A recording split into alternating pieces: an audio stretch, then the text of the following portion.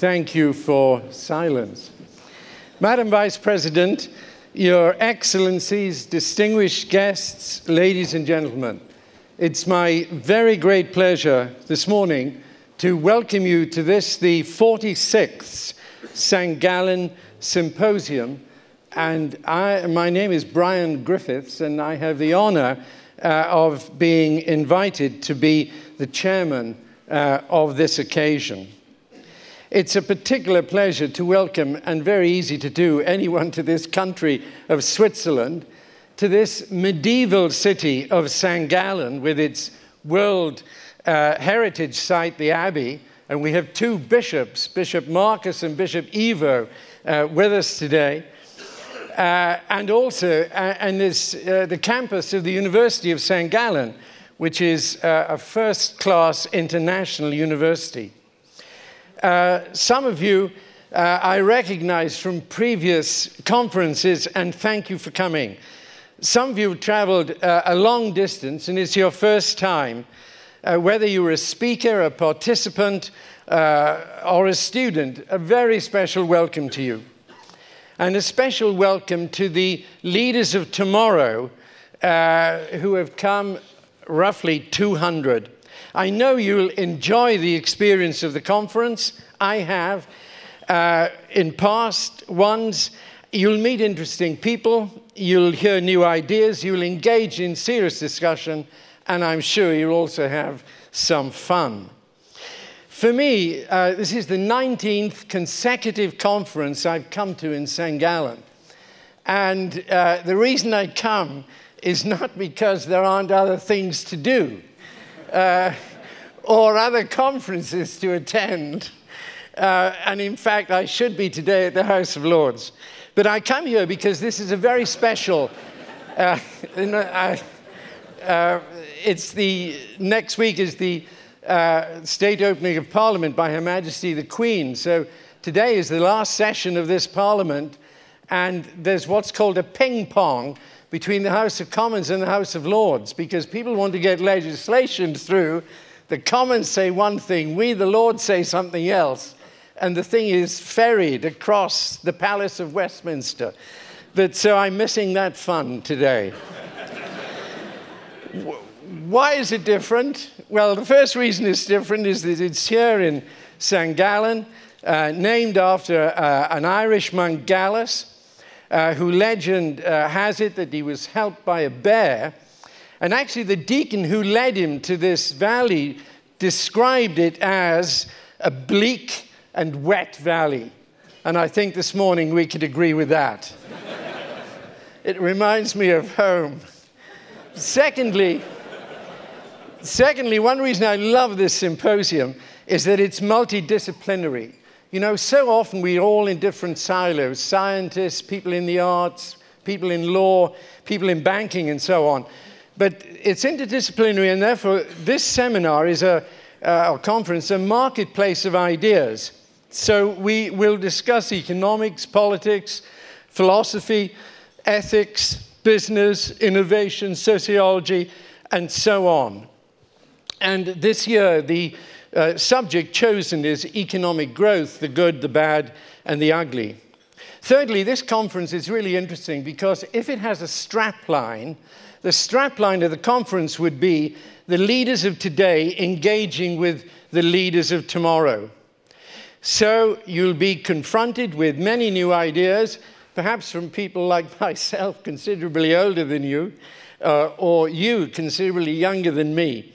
But please be forthright, be as critical as you want to, articulate your ideas, and speak up. And lastly, I think this conference is special because it's run by the students. My invitation to be chairman came from the International Student Committee. That's 35 students who took 9 months off at their own expense from their studies to design this program, choose speakers, contact them, arrange the logistics, raise funds, host the event. But those 35 students are backed up by 400 students, known as the support crew, from the University of St. Gallen. So I think we should actually give, in appreciation of what they've done, a real round of applause for them.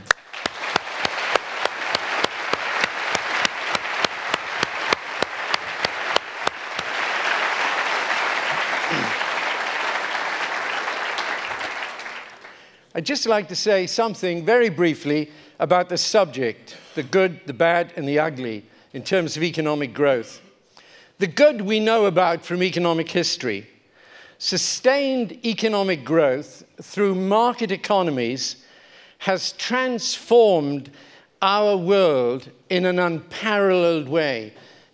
Over 250 years, it's raised the living standards of people in a way which was almost impossible to imagine, and totally different from anything we knew in history. The best evidence we have in the UK is that the real wages of farm labourers were the same in 1800 as they were in 1300. And suddenly, with industrialization, there was an explosion of prosperity, and it changed. But in recent decades, we've also been aware of the bad side of growth. Environmental degradation, pollution, the challenge of sustainability, growing inequality. And most recently, we've also seen the ugly. The first 6 weeks of this year were devastating in terms of financial markets. But there's been a growing sense that the long-term rate of growth is actually lower than people expected it to be after the financial crisis. An aging population, disruptive technological change, the structural impact of the crisis on the banking system in terms of the provision of credit, the excess capacity which was generated in the hubris years before the crisis, and most of all, possibly, the overhang of debt. Just look at the ratio of debt to GDP, public sector debt to GDP in Italy and China, in Japan. And against this background, I just want to pose 3 questions. The first is, traditional monetary policy, which has been used after the crisis, quantitative easing, low interest rates, now negative interest rates, has really run into the ground. Fiscal policy, that's deficit spending, has to be financed. If it's to be financed, that means increasing debt. Governments are reluctant to take that step.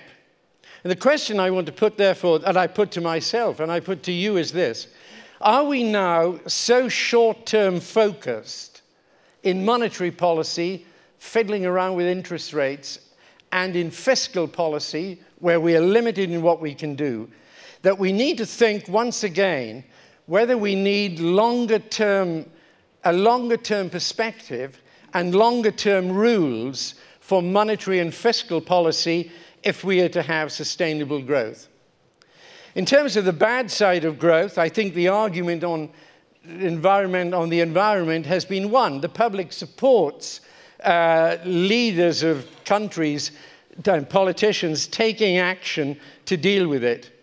I think by far the most difficult issue is tackling inequality. In all of our developed countries, inequality in the distribution of income is rising, and it's a serious social problem.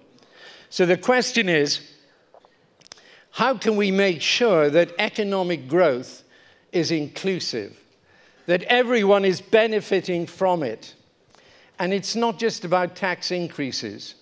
I've been very impressed by work done by people in the House of Commons in England, that we have to go back to the early years. The early years being between pregnancy and the first day of school. Because what researchers found, if you're a child and you enter school in the bottom quartile, the best predictor of where you'll end up in life is the bottom quartile. Something has to be done about that. And the third question relates to the good. Adam Smith's great insight was human motivation. He recognized people wanting to truck and barter to better themselves.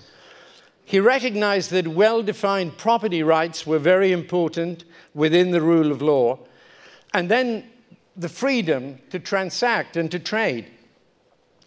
Throughout history, people have been suspicious of business. In the 18th century, mercantilism argued that governments should have a monopoly of trade.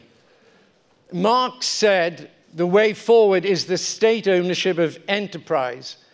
Both of those have proved to be blind alleys. Today, the call is for greater regulation.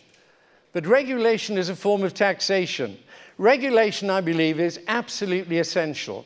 But regulation can be a mortmain, a dead hand, on risk-taking, on enterprise, and on growth. So my final question is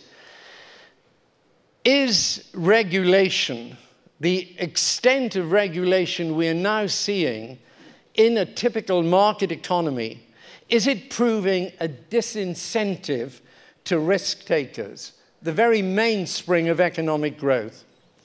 How can we have responsible market economies without being weighed down by excessive regulation?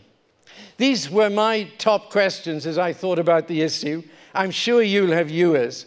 The purpose of the conference is that by questioning, probing, and challenging, we will develop together a better understanding of the way economic growth can meet the needs of all people, so that we are then better prepared in our various ways and with varying responsibilities to take action. Thank you.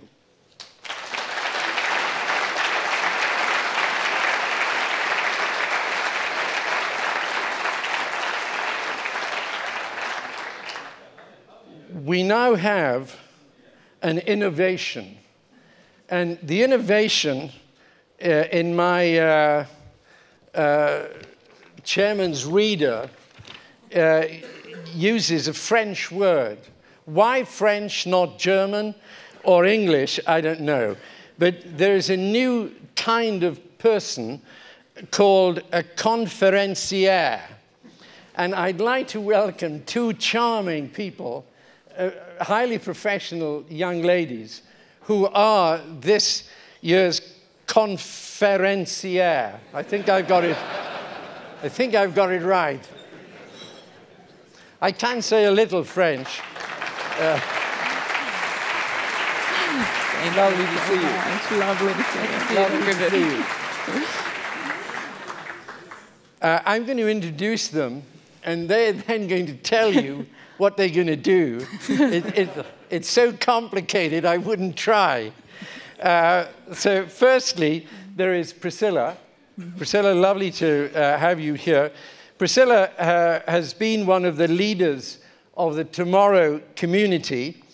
She co-founded a genomic diagnostics venture called GeniPraxis.